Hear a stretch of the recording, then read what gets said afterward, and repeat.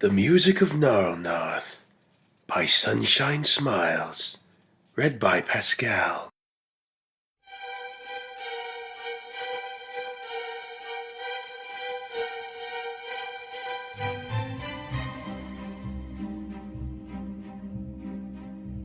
Twilight Sparkle dreamt. She dreamt of exotic sounds and strange hills, of impossible foliages and esoteric beings. Farther than her mind had ever been, she journeyed deep into the realm of the dreaming. Past the border village of Zug, where cats are sacred and fish revered, over the preposterous golden slopes, beyond the shunned monastery whose inhabitants are unspoken of. She traversed even further than the unnamed crevice, where it was said nothing had dwelt since the before times. No trader would accompany her in these travels, and the learned priests were of little help to her quest. Those who had lived long and seen much sought to forewarn her. They told her that only ruin lay in those eerie parts, beyond which any spoken thing had set foot. But Twilight dismissed these things, for she could almost hear a beautiful melody like none other, a voice which promised fulfillment and unfathomable bliss. So the unicorn continued onward in hope of attaining the siren song. She continued onward farther than any God-fearing pony had dared, in solitude, the single speck of activity in prolonged barren regions. But eventually this threshold was conquered, and she came upon flourishing life once more, things long forgotten. Here tribes and settlements were abundant across the pink plains. Chants and smoke filled the air as she came across one such dwelling. They took on odd formations and enacted foreign choreographs around a burning pyre, and Twilight met them with exhilaration, and she dwelt there among the queer huts for an unknown amount of time, seasons passing as she learned their language and customs. Here, where the vegetation was sweeter than any confection, these dark things taught her the lost ways of dreaming, of their gods, and the unrecorded first stories. However, it was their whispers that most interested the unicorn, for the fables and rhymes they recited only in dark corners resembled her coveted tune, and she recalled her pursuit. Upon her persistence, they recounted of the obscure elder thing Gnarl-Gnarth, of which little was known except his soothing music and radiant voice.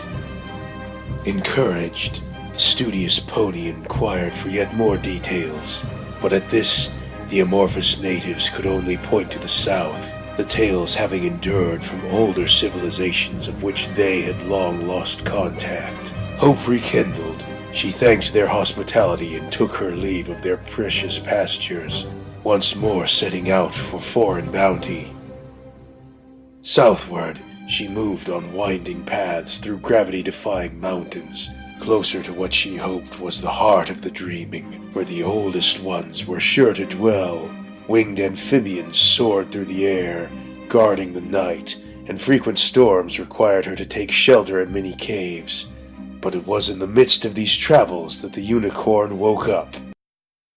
Coming to, Twilight was dismayed at the dull reality before her, which could not hold a candle to her fading dreams. She blinked her eyes and prayed, but she only found herself staring at her same room. Nothing changed.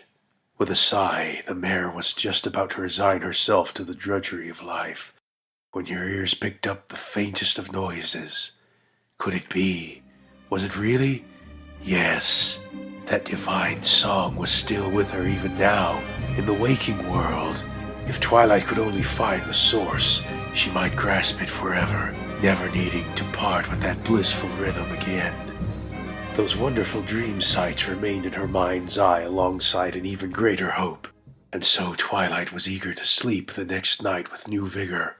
Her thoughts elsewhere, neither her friends nor Spike could hold her interest. She trudged through the day, work completed carelessly in haste, and in the silence she found herself straining to hear that special melody. However, these efforts were of no result until during some sensitive experiments. After a particular mental lapse, the purple mare accidentally pierced a minor incision into her foreleg, and as Twilight gingerly made to treat it, for a brief moment she thought she could make out the song again, returned to her ears the slightest bit easier to hear. but it quickly left, and her attention turned toward bandaging the wound, dismissing it as a trick of the mind. Nothing else was as memorable, and after a tiresome cycle reclining in bed, she once more fell asleep and the visions quickly returned to her. Journey resumed. She excurred even deeper into the obtuse mountains, where there was no moon and water flowed uphill, and on the other side twilight came upon a silver city with 10,000 gates.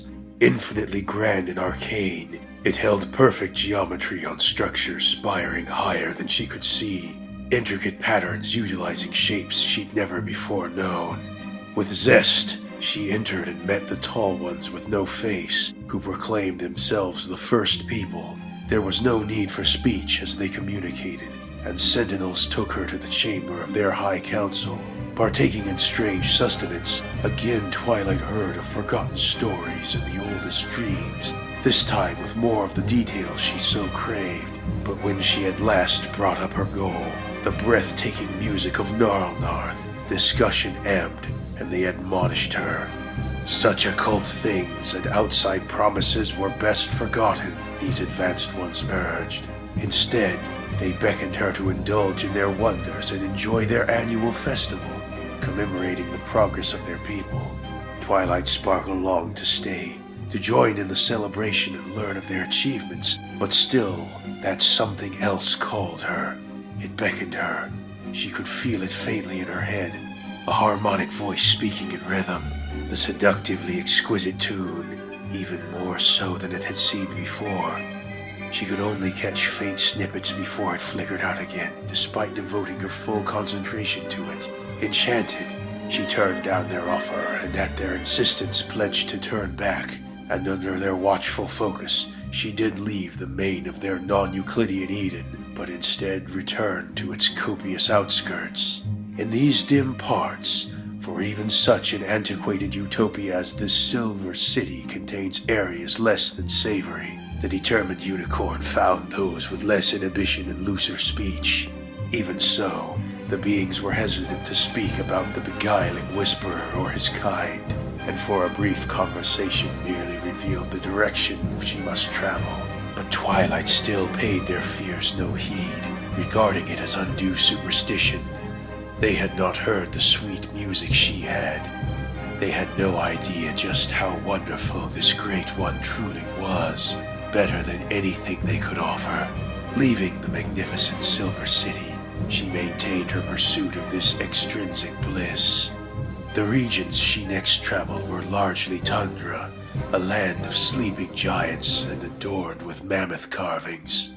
Statues seemed to resemble deities and portray ancient events, but Twilight dared not wake any of the slumberers to ask, as their craftsmanship foretold of a violent nature.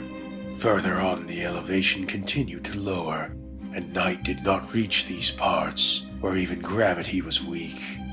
The unicorn would give a shudder as she heard the occasional strangled howl off in the gray horizon, but she had gone too far to consider turning back. After what seemed to be a month of this nothingness, though time was uncertain and fluid here, a fantastical castle took shape faintly in the distance, and finally the music began to grow clear, and Twilight knew she was near. Her excitement at its peak, she picked up her pace and sprinted, the melody getting stronger. This was ecstasy. His voice was all around her. She was immersed in it. The promises he made, the things to come. If only she could hear the full composition. The abstruse castle loomed over her. She was almost there. But then the whispers grew urgent. Hurry, hurry. It spoke to her. Time was running out. This would be her only chance. And she alarmedly threw herself forward, across a stone path, so close, so thankfully near the entrance. And Twilight finally set hoof upon its resplendent door. But just as soon, the dream dissolved and she woke up. She jolted up in her bed, dream still fresh, and as she realized what had happened, the unicorn began to weep. She was dismayed and heartbroken. Nothing in Equestria could possibly rival what she had experienced. Her great opportunity had been lost, but then it entered her mind, the last whisper that had reached her ears. All was not forfeit. She still had hope. She'd been instructed how to listen in the waking world. Armed with this knowledge, the pony quickly made her way to the library kitchen, picking out her favorite salad fork. Magically grasping the utensil, she carefully examined it, no doubt in her mind. Twilight thrust the prongs into her ear, then carefully listened for the glorious music. Nothing but gushing blood. However, Twilight was a quick study, and she had a fairly good idea on how to return those wondrous melodies to her ears. What precisely had gone wrong? She wanted it bad enough, but was she not focusing hard enough? Had she been distracted? Yes, she was. Her thoughts had been diverted by her vision. Certainly, while the sights of her furtive patron must be wonderful to behold, it was nothing compared to the sweet music. Her traitorous eyes would have to go. So Twilight set to work with her magic, prodding her oculi. She shed no tears, for it was a joyous thing. She was one step closer to her divine symphony. There was a squelch as one by one her eyeballs plopped to the wood floor. She wouldn't be using that spoon for soup anymore. Twilight felt inside her devoid sockets, checking that she had gotten all of the gelatinous pulp out. Satisfied, she sat and sightlessly listened, straining her good ear. And very slowly, the music began to start. She grew excited, a smile on her face. Her efforts were paying off. The unicorn could hear it clearly now as it picked up. The sounds buzzed around her ears, and the melody strangled her insides. She lurched, feeling as if she would vomit in a good way.